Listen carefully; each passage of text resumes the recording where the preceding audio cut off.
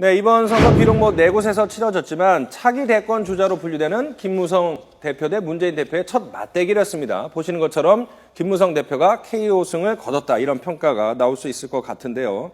자, 사실은 계파 문제 때문에 이제 김무성 대표가 비주류 지도부다 이런 얘기를 듣고 있는데 앞으로는 당 운영하는데 상당한 많은 힘을 받을 것 같다 이런 분석이 나오고 있습니다. 정치적 입지는 굉장히 동력을 받을 가능성이 많습니다. 그럼에도 불구하고 선거 홍보에는 사실 박근혜 대통령이 어느 정도 영향력을 끼친 부분이 있기 때문에 당청 관계는 아무래도 그 조금 우세적인 지위에서 계속 유지될 가능성이 매우 높은데요.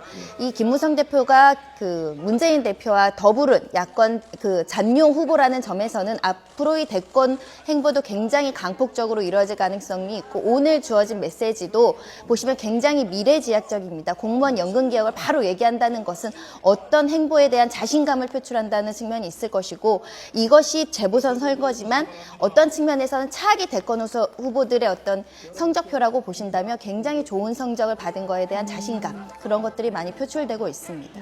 아까 위기관리 능력 말씀하셨는데 사실 성완종 파문이 처음 터졌을 때 많은 전문가들이 모든 이슈를 덮을 것이다. 야야 변수조차 묻힐 것이다 이렇게 됐지만 사실은 성완종 파문이 별 변수가 되지 못했거든요. 그러니까 성완종 파문이 제대로 작동하지 않은 원인은 첫 번째로는 그 이완구 총리를 조기 사퇴할 수 있도록 그 김무성 대표가 박근혜 대통령과 1인 독대까지 하면서 그런 것들을 잠재운 것도 있었지만 그 어떤 특사라는 선제적인 칸들을 굉장히 공격적으로 발휘하면서 그것이 오히려 유효적절하게 판세를 뒤엎는 그 전환점을 마련한 것이 김무성 대표가 굉장히 선거 전략으로는 잘 선택했다. 도의적이나 정치적으로는 사실은 엄격하게 봤으면 물타기 전형이었기 때문에 많은 박수를 받진 않았지만 선거의 결과론적으로는 굉장히 좋은 선택을 했다. 그런 생각이 듭니다. 자, 김주영 기자, 이 광주에서 무소속 천정배 후보가 당선이 되면서 일각에서는 그 친노에 대한 불만들이 폭발을 했다. 그래서 호남발 정계 개편이 내년 총선을 앞두고 이루어지는 것이 아니냐.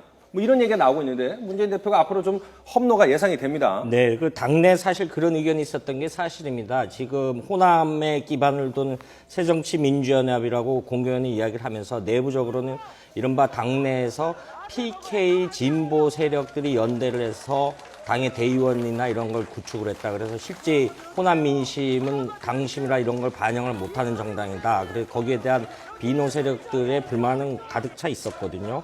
이런 부분에 있다가 거기다 지금 성완종 리스트 파문에 대한 어떤 수세적 등과 과거 야당 지도자들 같았으면 이 사안을 어떻게 대응을 했을까라는 걸 당 내부에서 비교들을 많이 했었습니다. 근데 문재인 대표가 굉장히 좀 위축된 모습으로 대응했던 게 사실이거든요. 이것이 좀 비노 세력들의 실망감을 표출했고 문재인 대표가 다른 최고위원들의 도움은 많이 못 받았죠, 사실은. 그리고 또 하나는 이번에 광주 서구를 좀 세밀히 보면 풍산지구라고 일종의 신도시가 있습니다. 한 6만 명 되는데 여기 젊은 층들이 막판에 투표함을 열어보니까 천정배 무소속 후보에 대한 표가 굉장히 압도적으로 많이 나왔죠. 그러니까 과거 우리가 권노가 고문이라든가 과거의 전통적으로 호남에 대한 접근 인식은 이제 바뀌어야 된다라고 봅니다. 이따가 10시에 기자회견 열잖아요. 그때 어떤 얘기가 좀 나올까요?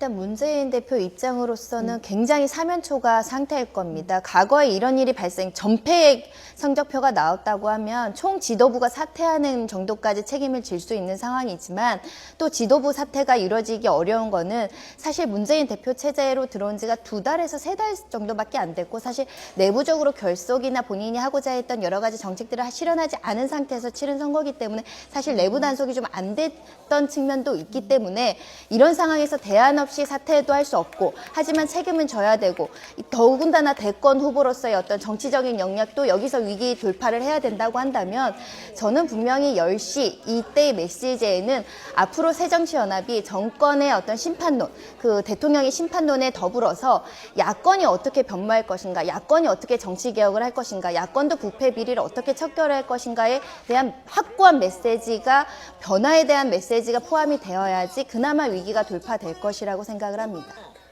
자, 지금 분석을 좀 보자면 사실은 친노와 새누리당의 싸움이었다 이런 분석도 있고 그래서 이제 문재인 대표의 책임론을 요구하는 목소리가 이제 나올 가능성이 큰데 오히려 친노 측에서는 야권 분열이 원인이었다, 패배의 주요 원인이었다 이렇게 분석을 하고 있습니다. 내용은 불가피해 보이는데 과연 그 수위와 정도가 어느 정도 될지 그 부분이 관전 포인트가 될 것 같습니다.